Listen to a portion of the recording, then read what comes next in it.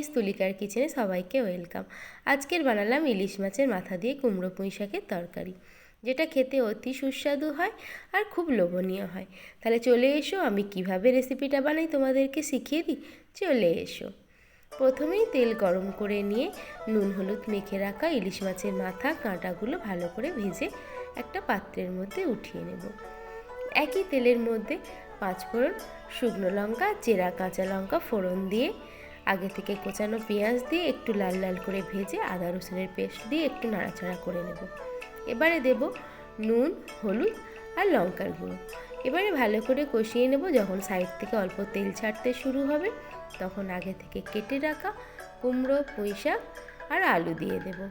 দিয়ে ভালো করে নাড়াচাড়া করে মিক্সড করে নিয়ে 2 মিনিটের জন্য ঢেকে রেখে দেব। 2 মিনিট পর ঢাকা চাপা খুলে আগে থেকে ভেজে রাখা জিরে, মৌরি আর ধনিয়া গুঁড়োটা দিয়ে ভালো করে মিক্সড করে পরিমাণ মতো জল দিয়ে নেব।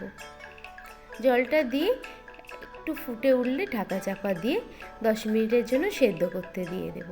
সেদ্ধ মোটামুটি হয়ে আসবে 70% মতন।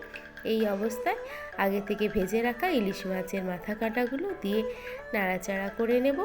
আর যেহেতু কুমড়ো পুঁই শাক, একটু চিনি দিলে ভালো লাগে, তাই দিয়ে দিলাম কয়েক দানা চিনি। চিনিটা ভালো করে মিক্সড করে 2 মিনিট মতো ফুটিয়ে নেব। এবারে গ্যাস অফ করে একটু গরম মশলার গুঁড়ো দিয়ে মিক্সড করে নিলেই রেডি কুমড়ো পুঁই শাক ইলিশ মাছের মাথা দিয়ে। কেমন হয়েছে তোমরা অবশ্যই কমেন্ট করে জানিও। আর প্রত্যেকে একটা লাইক, বেশি বেশি শেয়ার, চ্যানেলটাকে সাবস্ক্রাইব করো, পাশে থেকেও সাপোর্ট করো। তাহলে আজকের মতো টাটা, দেখা হবে আগামীকাল আবারও একটা রেসিপির সাথে। সবাই ভালো থেকো, সুস্থ থেকো।